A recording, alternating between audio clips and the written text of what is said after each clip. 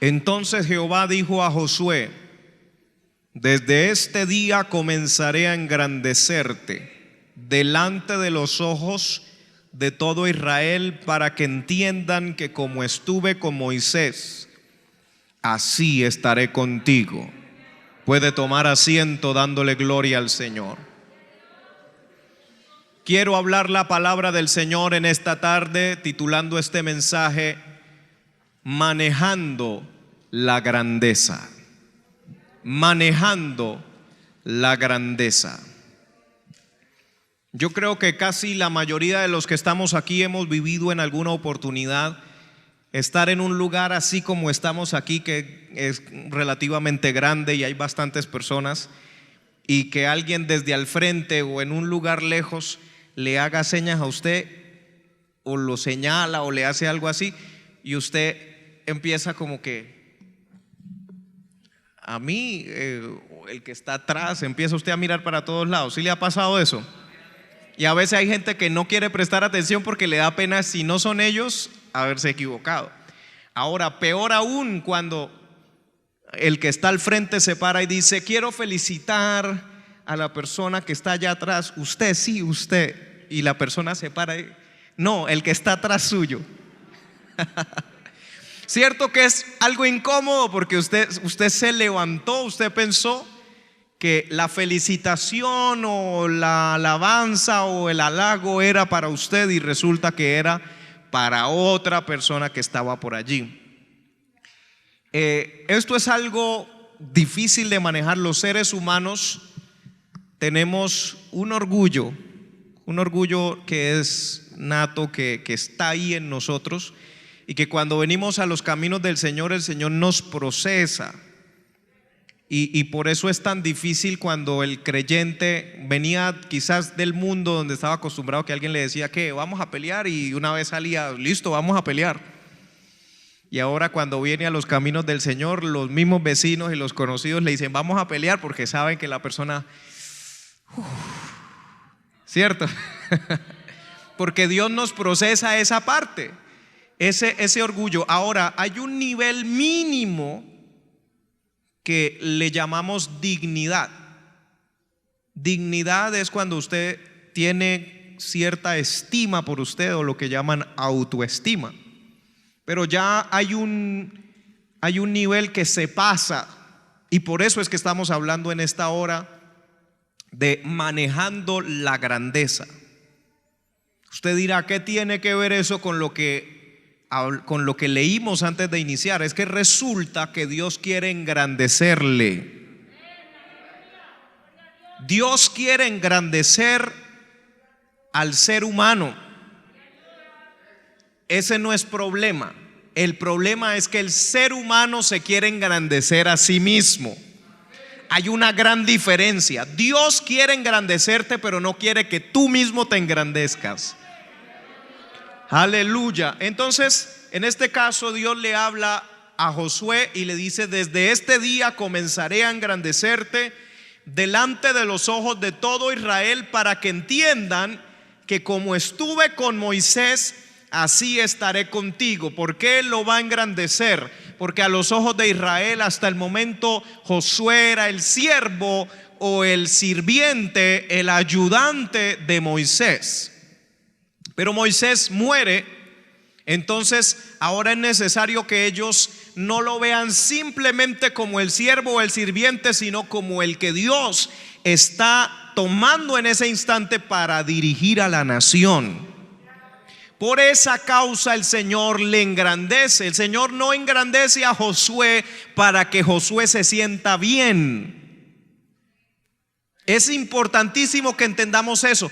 Cuando Dios engrandece a alguien, cuando Dios me engrandece a mí, a usted, como seres humanos nos confundimos y pensamos: oiga, mire cómo el Señor me engrandece.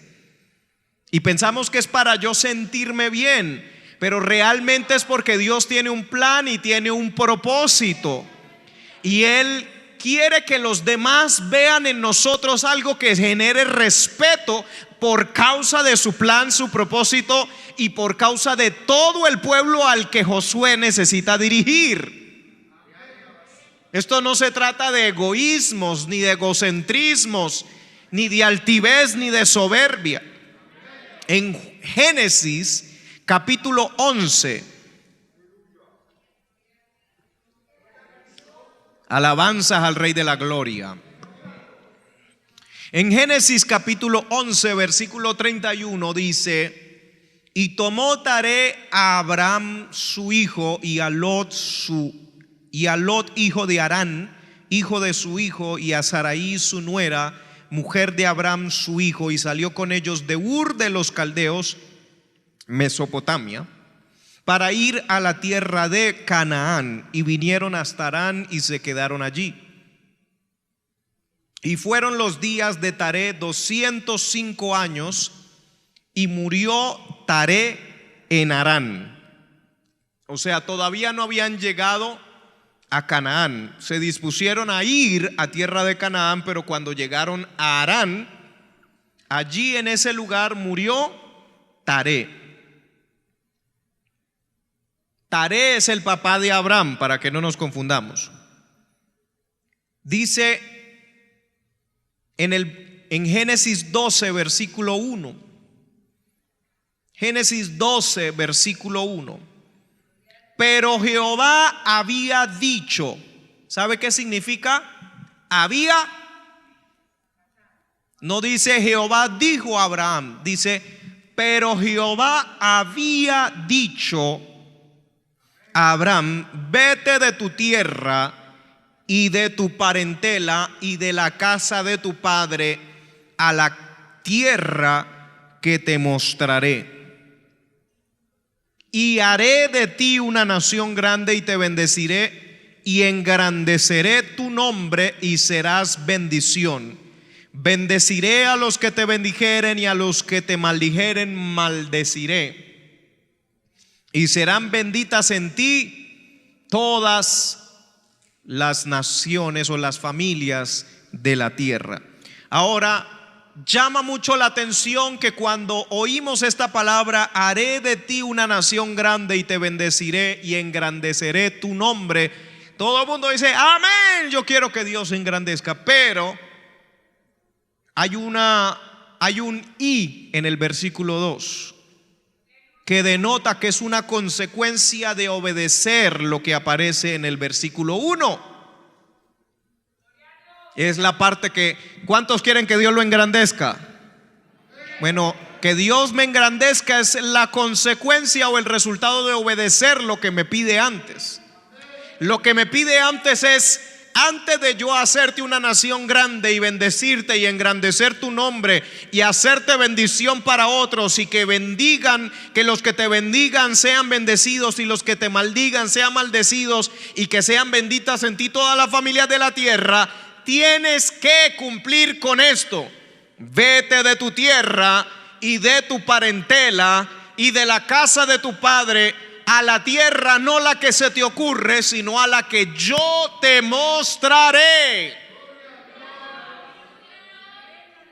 Alabanzas al Rey de la Gloria. Aleluya. En Hechos 7, versículo 2, cuando el diácono Esteban, ¿se acuerdan? Esteban fue mártir de la iglesia, lo apedrearon. Antes de ser apedreado, él les dio un sermón, y en ese sermón él les relata la historia del origen del pueblo de Dios desde antes de ser llamado Israel, desde Abraham. Y en Hechos 7:2 él dice, Esteban les dice: varones, hermanos y padres, oíd. El Dios de la gloria apareció a nuestro padre Abraham estando en Mesopotamia, antes que morase en Harán. Ya le había dicho eso antes de haber salido. Y le dijo: sal de tu tierra y de tu parentela y ven a la tierra que yo te mostraré. Entonces salió de la tierra de los caldeos y habitó en Harán. Y de allí, muerto su padre, Dios le trasladó a esta tierra en la cual vosotros habitáis ahora. Y no le dio herencia en ella, ni aún para sentar un pie, pero le prometió que se la daría en posesión y a su descendencia después de él, cuando Abraham aún no tenía hijo.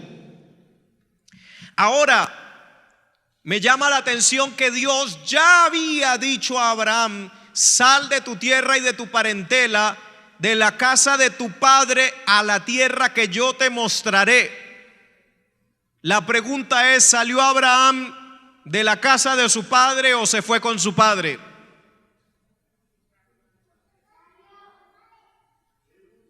Como leímos al principio, dice que salió ¿con quién? Con Taré, que era su papá.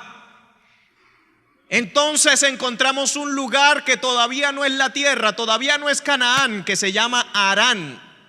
Harán es el lugar de paso que Dios permite en nuestra vida hasta que se cumpla a cabalidad la indicación que Dios nos ha dado. Hay promesas de Dios dadas a nuestra vida, pero nosotros muchas veces tomamos un riesgo a medias. Ok, voy a salir de la tierra en donde estoy, pero todavía no me voy de la casa de mi padre, sino que sí salimos de la locación, pero nos vamos con mi padre. Pero el Señor está demandando algo total. El Señor está demandando algo específico para poder engrandecer. Muchas veces nos preguntamos: si Dios me prometió hace tantos años y me dijo y así, ¿por qué no ha pasado nada? Y en lugar de haberme engrandecido, yo siento que me estoy achiquitando. Puede ser que hayamos obedecido a medias. Por eso dice: pero Jehová había dicho a Abraham: vete de tu tierra y de tu parentela y de la casa de tu padre. Y hasta que no murió su padre, no siguió y no salió de Harán para ir a Canaán, que era realmente Canaán, la tierra que después Dios les iba a dar en posesión. Entonces, tenemos que aclarar que es Dios el que engrandece. Esto tiene que quedar sumamente claro, porque es la moda hoy en día la gente engrandecerse a sí misma. En años anteriores usted le preguntaba a un niño: ¿qué quiere ser cuando sea grande? Y muchos le respondían: yo quiero ser piloto. Otros respondían: yo quiero ser bombero. Otros decían: yo quiero ser policía. Otros: yo quiero ser conductor. Otros: militar. Muchas profesiones respondían los niños. Hoy en día usted le pregunta a un niño: ¿qué quiere ser cuando sea grande? Y le responde: yo quiero ser famoso. La pregunta es: ¿qué profesión es esa?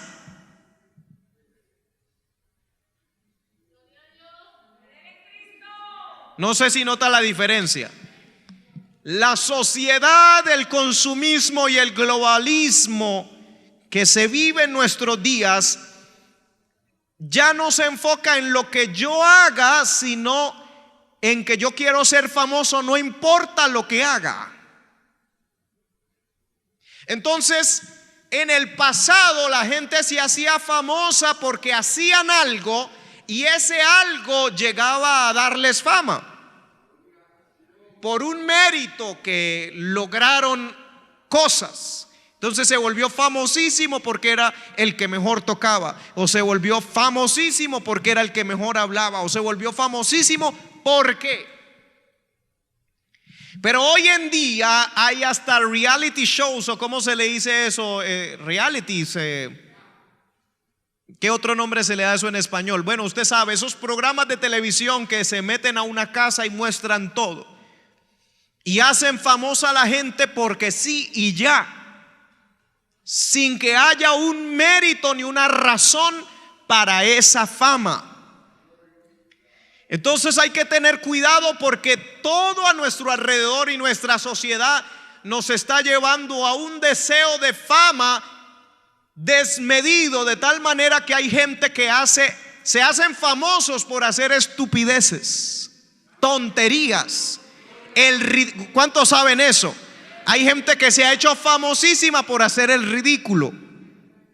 Hacer el ridículo mundialmente y a salir haciendo cualquier clase de tontería por las redes sociales hasta que su video se haga viral de la gente está riéndose de la gran tontería que hizo alguien. Entonces llegan a tal punto que su deseo de fama es mayor que su dignidad. No cuidan su dignidad, sino que les importa es la fama, y si tienen que quitarse toda la ropa, se la quitan. Si por ejemplo es una persona heterosexual, pero tiene que besarse con una persona de su mismo sexo, aunque no sea homosexual, lo hace por fama. Por un papel en una película, se besa a una mujer con otra mujer y le preguntan: ¿usted es lesbiana? No, pero es que si no me besaba con una mujer no me daban el papel. Entonces estamos viendo ese deseo de engrandecerse a sí mismo. Pero mi consejo en esta hora, basados en la palabra del Señor, porque nada puede provenir de mí sino del Señor, es que dejemos que el Señor haga su obra en nosotros. El que comenzó en vosotros la buena obra, la perfeccionará hasta el día del Señor Jesucristo. Aleluya, gloria a Dios. Romanos capítulo 12 versículo 3 dice: digo pues, por la gracia que me es dada, a cada cual que está entre vosotros, que no tenga más alto concepto de sí que el que debe tener, sino que piense de sí con cordura. ¿Qué es lo contrario a estar cuerdo? ¿Qué es lo contrario a estar cuerdo? Lo que le está diciendo es el Señor aquí es: piense de usted mismo, no tenga más alto concepto de usted mismo que el que debe tener, no sea loco. Eso es lo que dice el texto, no sea loco. Piense de sí con cordura, conforme a la medida de fe que Dios repartió a cada uno. Porque de la manera que en un cuerpo tenemos muchos miembros, pero no todos los miembros tienen la misma función, así nosotros, siendo muchos, somos un cuerpo en Cristo, y todos miembros los unos de los otros. Piense de sí mismo con cordura. Samuel David Mejía Jr., piense de usted mismo con cordura. No soy el mejor predicador, no soy el que mejor ora, no soy el que mejor toca, no soy el que mejor canta, no soy el que mejor barre, no soy el que mejor cocina. Piense de sí con cordura. Lucas 14:7.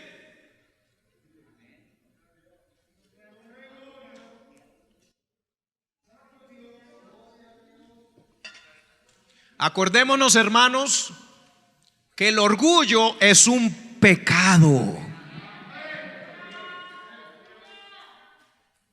Y a veces le damos duro a otros pecados, pero la Escritura dice: antes de la caída viene la altivez de espíritu. O sea que muchas veces las caídas en nuestra vida puede ser porque nos estábamos subiendo mucho. Entonces Dios tiene que permitir que veamos nuestra humanidad, que no somos ni muy buenos, ni muy santos, ni muy grandes. Lucas 14:7 dice: observando cómo escogían los primeros asientos a la mesa. O sea, Jesús está viendo en una situación real. Jesús está mirando que escogían los primeros puestos a la mesa. Le refirió a los convidados una parábola. Ya la parábola es una historia inventada, pero basado en algo que sucede. Diciéndoles: cuando fueres convidado por alguno a bodas, No te sientes en el primer lugar, no sea que otro más distinguido que tú esté convidado por él. Y viniendo el que te convidó a ti y a él te diga, da lugar a este, y entonces comiences con vergüenza a ocupar el último lugar. Mas cuando fueres convidado, ve y siéntate en el último lugar, para que cuando venga el que te convidó te diga, amigo, sube más arriba, entonces tendrás gloria delante de los que se sienten contigo a la mesa. Porque cualquiera que se enaltece será humillado, y el que se humilla será enaltecido. Entonces, ¿cuántos quieren ser enaltecidos por el Señor? Repita conmigo, me humillo. O sea, para yo poder ser enaltecido por el Señor, me tengo que humillar. Y cuando Dios me quiere levantar, pero yo no me humillo, Dios tiene una técnica tan bonita, y es que si yo no me humillo, Él me humilla.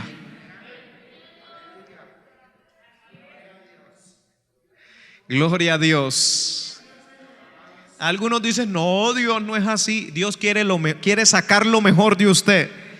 Y la única manera de sacar lo mejor de nuestras vidas es permitiendo cosas duras, difíciles. Mateo 23:5 dice, antes hacen todas sus obras para ser vistos por los hombres, pues ensanchan sus filacterias y extienden los flecos de sus mantos, y aman los primeros asientos en las cenas y las primeras sillas en las sinagogas y las salutaciones en las plazas, y que los hombres los llamen Rabí, Rabí. Pero vosotros no queráis que os llamen Rabí, porque uno es vuestro maestro, el Cristo, y todos vosotros sois hermanos. El que es el mayor de vosotros sea vuestro siervo, porque el que se enaltece será humillado, y el que se humilla será enaltecido. Usted sabe que todos somos hermanos, ¿cierto?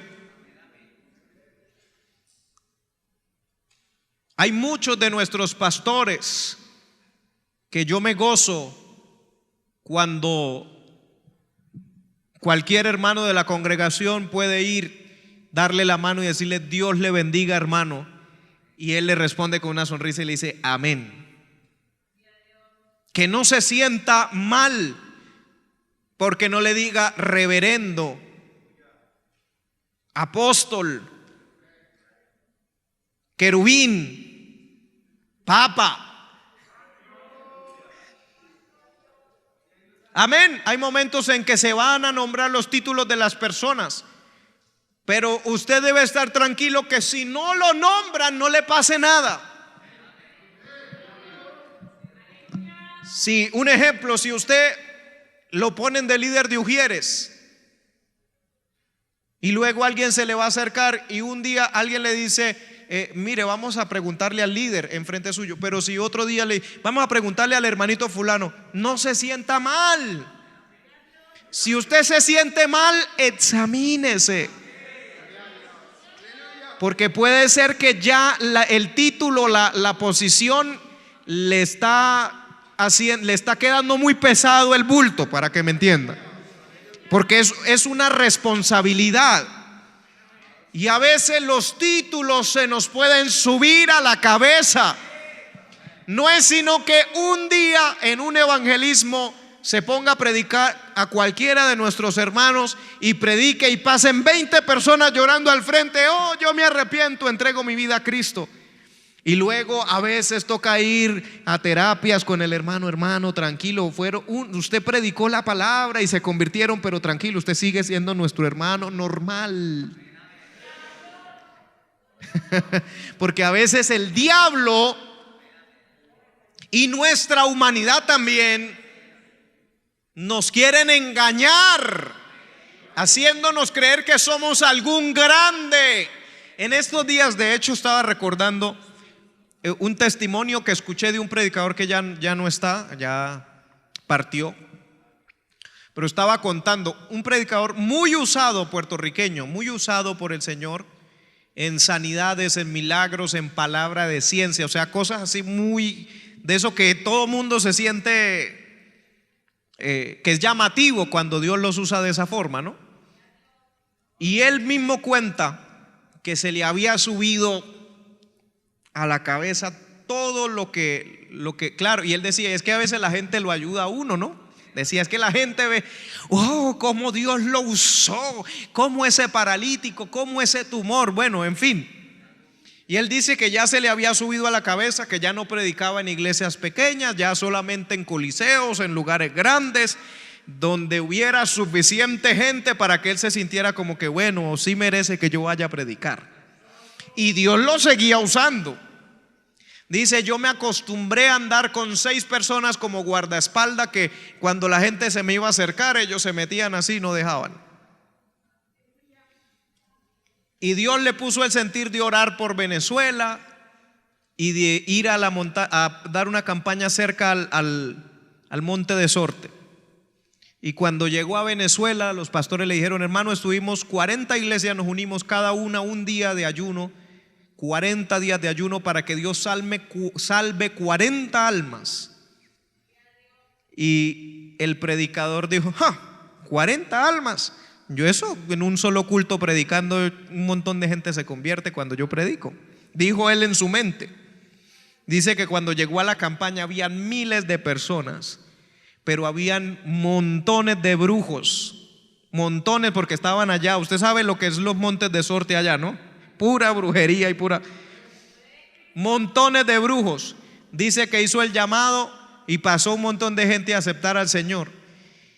Y le dijeron un montón de personas, hermano, aquí los predicadores duran 2 días y no aguantan, no pueden terminar la campaña. Dice, bueno, conmigo no va a ser. Eso fue con fulano, eso fue con sutano, pero a mí no me va a pasar. La segunda noche pasaron un montón de personas a convertirse, entre ellos brujos. Y cuando se acabó el culto, se le acercó un brujo y le empezó a hablar. Le dijo, ¿usted qué vino a hacer acá? Dice que en ese momento él dijo, pues yo echo fuera demonios, yo reprendo. Y le puso la mano así en el hombro y le dijo, diablo, en el nombre de Jesús. Y se empezó a reír y le dijo, usted no sabe quién soy yo. Y empezó a hablar. No era una persona, era una manifestación diabólica. Dice que el predicador que echaba fuera demonios, que Dios lo usaba, que se creía y se sentía, dice que sintió una agonía, quedó sin fuerza. Le dijo, yo soy Satanás. Y dice que en esas él sintió que se iba a morir y cayó así sin fuerzas de rodilla y dijo, Padre, reconozco que tú eres el grande. Y dice, ahí se fue el demonio. Y pudieron terminar la campaña y sucedieron muchas cosas. Pero él contando dice, la naturaleza de uno y el diablo lo engañan a uno. No era que Dios no lo usaba, Dios sí lo usaba tremendamente. Pero como llegaba a pensar que otros predicadores no fueron capaces, pero yo sí soy capaz. Y el Señor le tuvo que recordar, sin mi fuerza usted no es capaz de hacer nada, no puede hacer nada. Que Dios tenga misericordia de cada uno de nosotros y nos ayude en nuestra debilidad, en nuestras flaquezas. Porque muchas veces cuando vemos a alguien en debilidad o cuando vemos a alguien en tentación o en prueba o en cansancio, nosotros decimos, si yo estuviera en esa situación, yo sí vencía, yo sí era capaz, yo sí ayunaba, yo sí enfrentaba. Pero cuando estamos metidos en la misma situación nos damos cuenta que somos iguales de humanos y de frágiles como los demás. Es por el poder y la gracia y la misericordia de Dios. A unos que confiaban en sí mismos como justos, Lucas 18:9. y menospreciaban a los otros.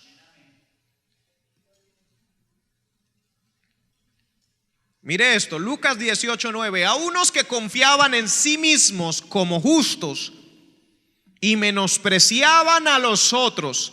Pregunta, ¿menosprecia usted a los otros? Cuando usted empieza a evangelizar y Dios lo usa y luego otra persona evangeliza y usted dice, no, ese no sabe ni en dónde está parado. Cuidado con eso, ¿cierto?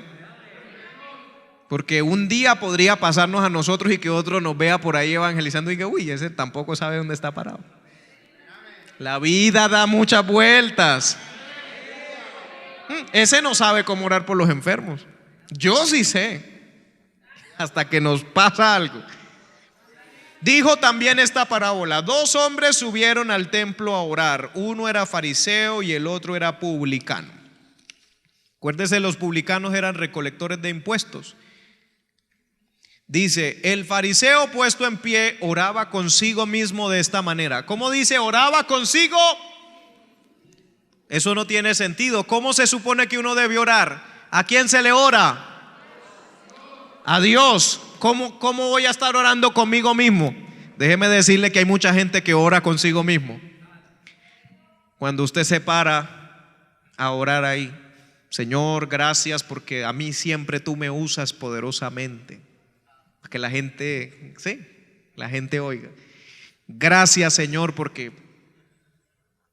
yo no caigo en nada. Gracias, Señor, porque usted realmente no está hablando con el Señor. Usted está hablando con usted mismo. Dios, te doy gracias porque no soy como los otros hombres, ladrones, injustos, adúlteros, ni aun como este publicano que está ahí. Yo ayuno 2 veces a la semana. Yo doy diezmos de todo lo que gano.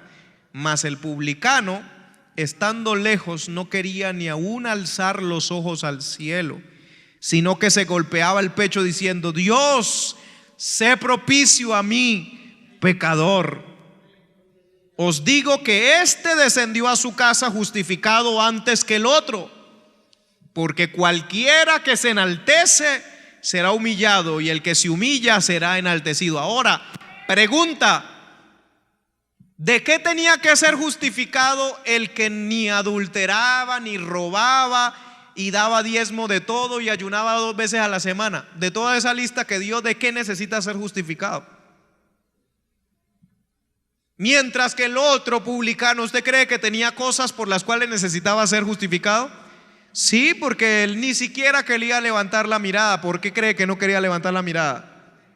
Porque tenía cositas, ¿cierto? Ahora la pregunta que hace Jesús: ¿cuál de los dos creen ustedes que llegó justificado antes a su casa?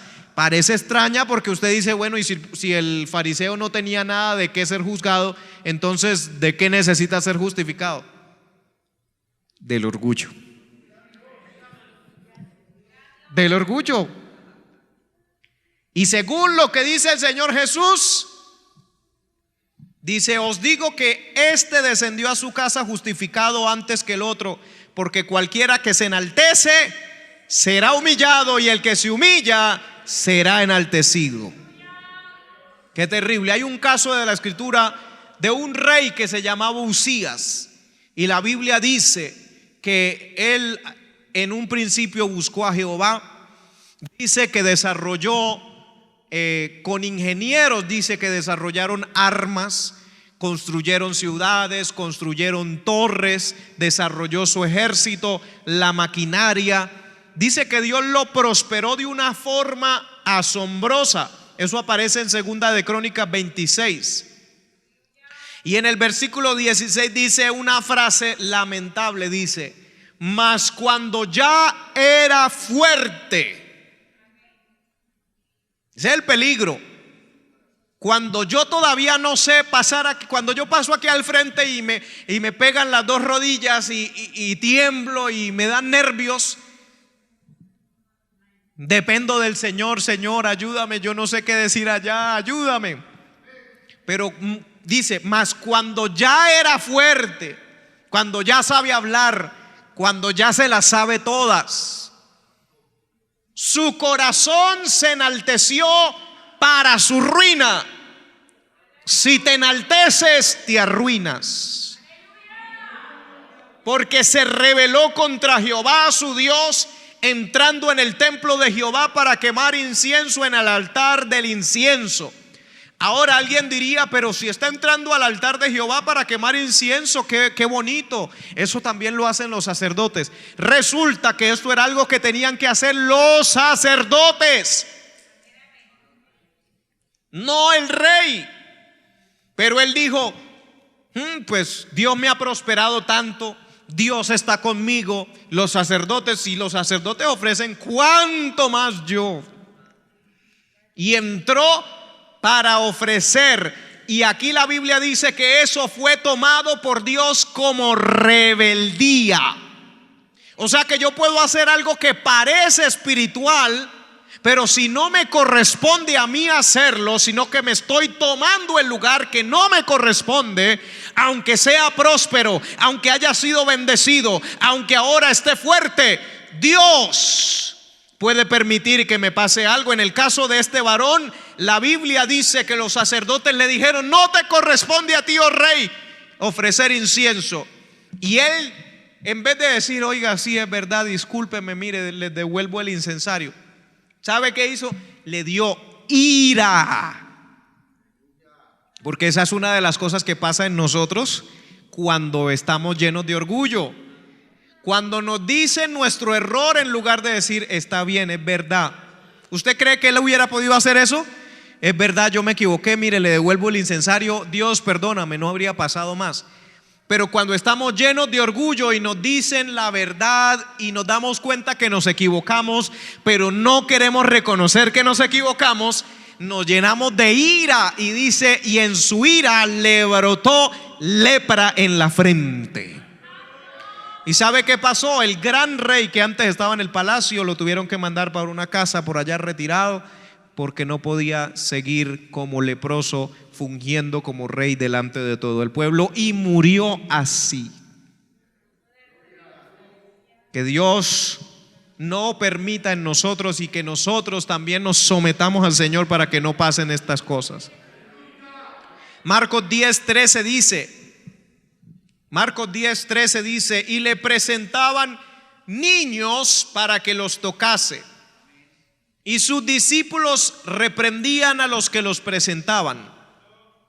Acuérdese que para los judíos, dice, casi siempre que usted mira un número de personas, dice, sin contar niños ni mujeres. O sea, en su cultura y en su idiosincrasia, ni los niños ni las mujeres los tenían en cuenta.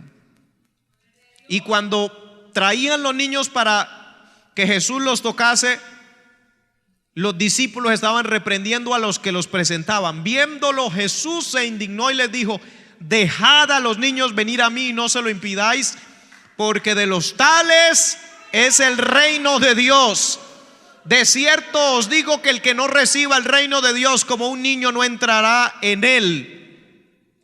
Y tomándolos en sus brazos, poniendo las manos sobre ellos, los bendecía. O sea, los que son considerados como poco, los que no son tenidos en cuenta, están recibiendo el privilegio de directamente recibir una bendición y una imposición de mano del Señor Jesucristo mismo. No se lo impidan. A ustedes les parece que ellos son pequeños, que ellos no cuentan, pero para mí sí cuentan, y los voy a bendecir y los voy a tocar. Segunda de Corintios 12.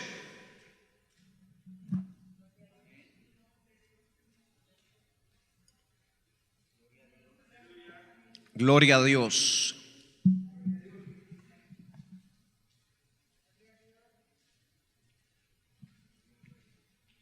Segunda de Corintios 12:1. Ya en estos días habíamos leído esta cita que dice: ciertamente no me conviene gloriarme, pero vendré a las visiones y a las revelaciones del Señor. Está hablando Pablo. Conozco a un hombre en Cristo que hace 14 años, y en el cuerpo no lo sé, si fuera del cuerpo no lo sé, Dios lo sabe, fue arrebatado hasta el tercer cielo. Y conozco al tal hombre, si en el cuerpo o fuera del cuerpo no lo sé, Dios lo sabe, que fue arrebatado al paraíso, donde oyó palabras inefables que no le es dado al hombre expresar. De tal hombre me gloriaré, pero de mí mismo en nada me gloriaré, sino en mis debilidades. Sin embargo, si quisiera gloriarme, no sería insensato, porque diría la verdad. Pero lo dejo para que nadie piense de mí más de lo que en mí ve u oye de mí. Y para que la grandeza de las revelaciones, versículo 7, no me exaltase desmedidamente, me fue dado un aguijón en mi carne, un mensajero de Satanás que me abofetee para que no me enaltezca sobremanera. Respecto a lo cual 3 veces he rogado al Señor que lo quite de mí. Y me ha dicho: bástate mi gracia, porque mi poder se perfecciona en la debilidad. Por tanto, de buena gana me gloriaré más bien en mis debilidades, para que repose sobre mí el poder de Cristo. ¿Cuántos quieren el poder de Cristo? Entonces no diga yo soy todopoderoso, porque si usted es todopoderoso, entonces ya no va a venir el poder de Cristo. Por lo cual, por amor a Cristo, me gozo en las debilidades, en afrentas, en necesidades, en persecuciones, en angustias, porque cuando soy débil, entonces me he hecho un necio. Mire lo que dice el versículo 11 Pablo: me he hecho un necio al gloriarme. Vosotros me obligasteis a ello, pues yo debía ser alabado por vosotros, porque nada he sido menos que aquellos grandes apóstoles, aunque nada soy. ¿Qué pasa? Pablo se ganó a mucha gente para el Señor Jesús, les predicó el evangelio, fue padre espiritual prácticamente para muchas personas, fue tutor, fue, ¿cómo se dice?, alguien que los entrenó, los ayudó en el crecimiento en el evangelio, en la fe, fue apóstol de ellos.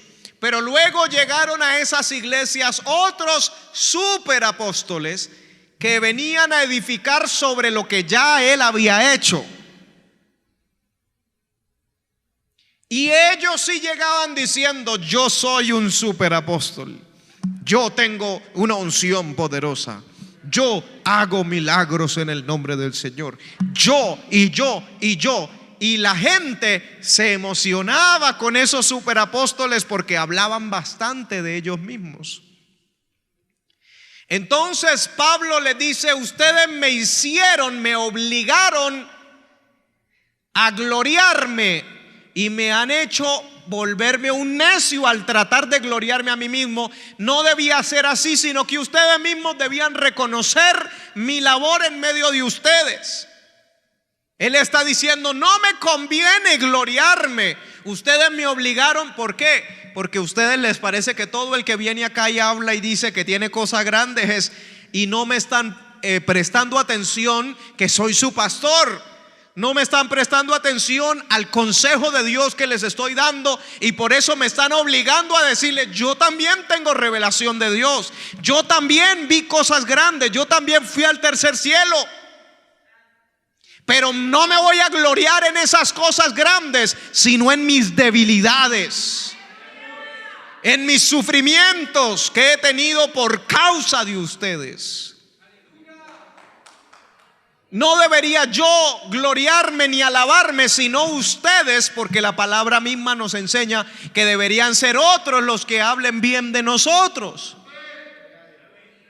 Como dice en Proverbios 27, en el versículo 2: alábete el extraño y no tu propia boca, el ajeno y no los labios tuyos. Repita conmigo: alábete el extraño y no tu propia boca. Ahora dígalo así: alábeme el extraño y no mi propia boca. Ahora, no que le alabe el extraño porque usted le pone un fusil para que lo alabe. Si no, no tiene sentido. Cuando ahí dice así, es que sea algo espontáneo, diferente a que usted, hermano, ese plato de comida, cierto que está rico, lo cociné con mucho cariño. Y la persona, sí, hermano, está muy rico. Casi que le puso un fusil en la cabeza para que lo alabara. Entonces, estamos hablando esta palabra porque necesitamos aprender a manejar la grandeza. No al contrario, que la grandeza me maneje a mí. Y usted dirá, ¿y por qué necesitamos aprender a manejar la grandeza? Porque de cierto que el Señor nos va a engrandecer. Es seguro, el Señor va a engrandecer a su pueblo. El problema está en cómo vamos a reaccionar o cómo vamos a manejar esas cosas que Dios haga con nosotros.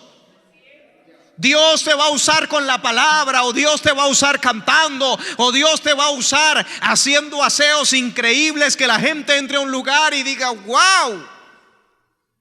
Porque puede ser así. Hay gente que se hace famosa por cómo cocina. Pero ¿qué vamos a hacer? ¿Cómo nos vamos a comportar después de tener esa grandeza que Dios nos quiere dar?